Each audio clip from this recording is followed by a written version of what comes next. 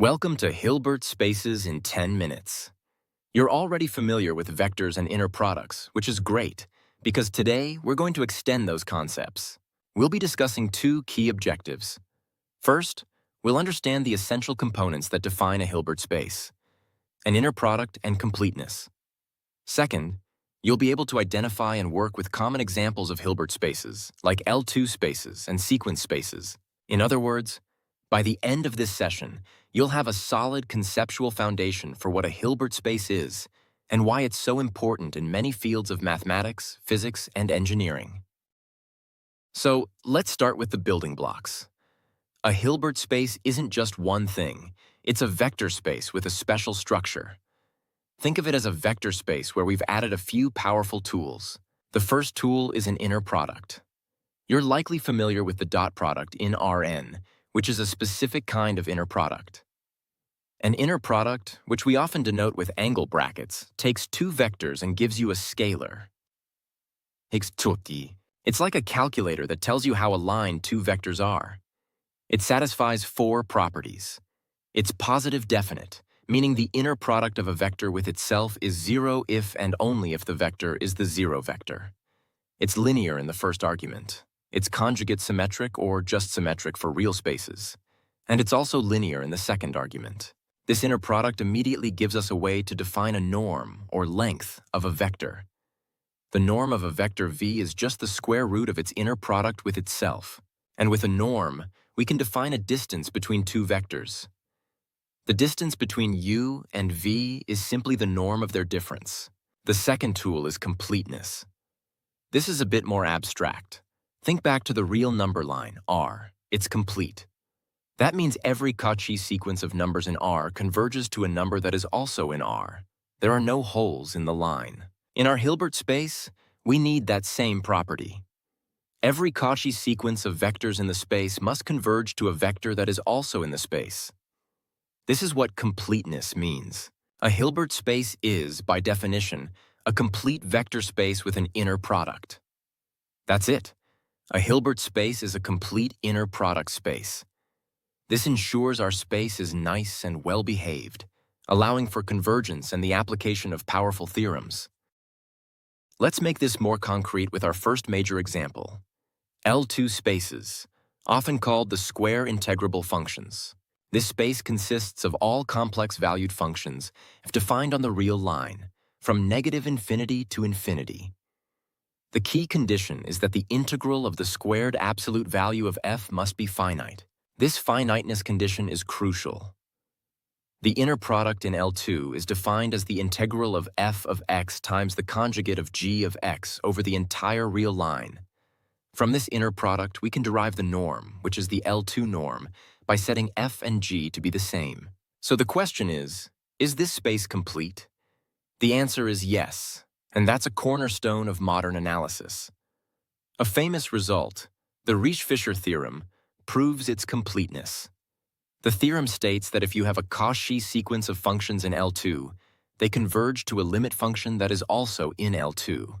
Since it's an inner product space and it's complete, L2 is, by definition, a Hilbert space. It's one of the most fundamental examples, used everywhere from signal processing to quantum mechanics. Let's work through some examples to really grasp the L2 space. First, let's determine if a simple function f of x equals 1 for x between 0 and 1 and 0 everywhere else is in L2. We need to check the condition. We calculate the integral of the squared absolute value of f.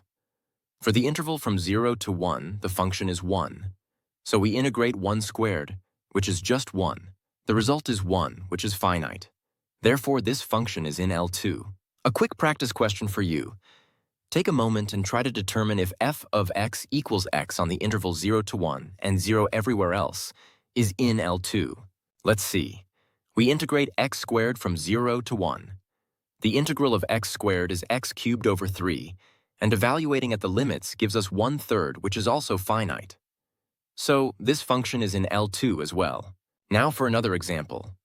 Let's see if the constant function f of x equals 1 is in L2 over the infinite interval. We integrate 1 squared, which is the integral of 1 from negative infinity to infinity.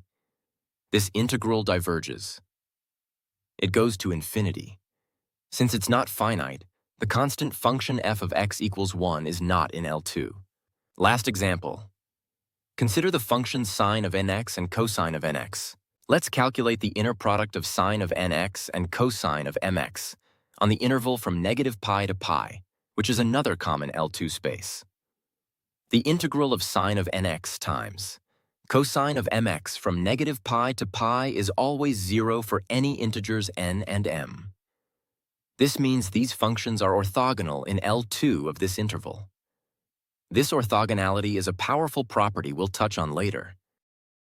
Our second major example of a Hilbert space is the space of square summable sequences, denoted by little l2. This space consists of all infinite sequences of complex numbers x that are indexed by the natural numbers. The key condition here is that the sum of the squared absolute values of the elements must converge.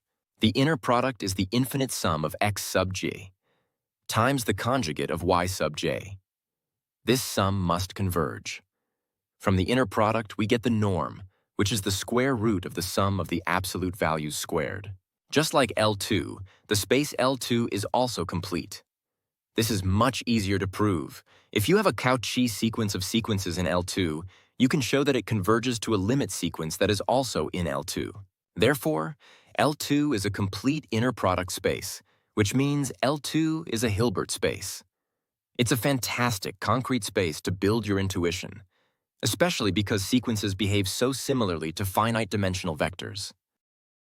Let's work through some examples to solidify our understanding of L2.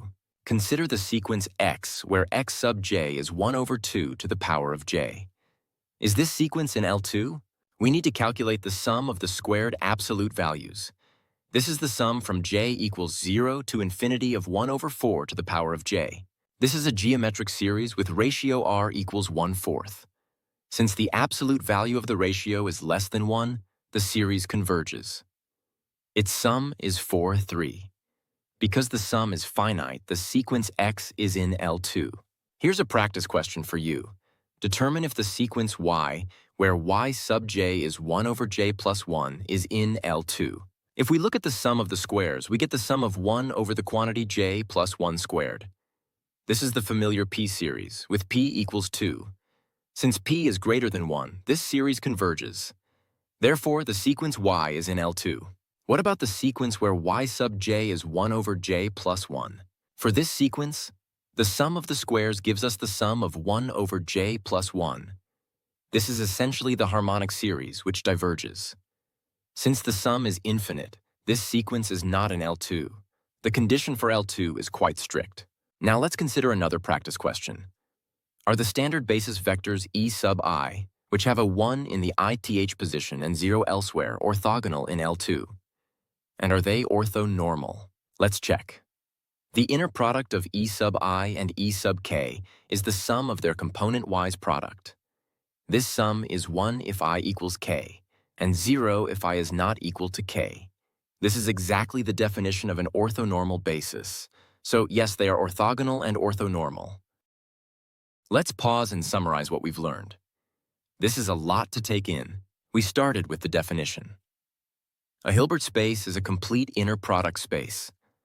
The inner product allows us to measure distances and angles, and completeness guarantees that limits of Cauchy sequences behave as expected, preventing holes in our space.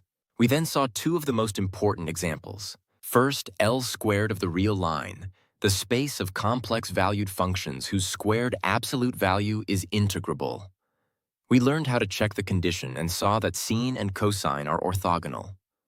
Second, L squared, the space of infinite sequences whose squared absolute values are summable. We saw how to check the sum condition and verified that the standard basis vectors are orthonormal. To recap our objectives, you now understand the two essential components of a Hilbert space: the inner product and completeness. You've also learned how to identify and work with L squared and L squared spaces, the two most fundamental examples. This has been a high-level tour, but you now have a solid foundation. Hilbert spaces are where the geometry of inner product spaces meets the analytical power of completeness, opening the door to topics like Fourier analysis, quantum mechanics, and much more. Thanks for watching.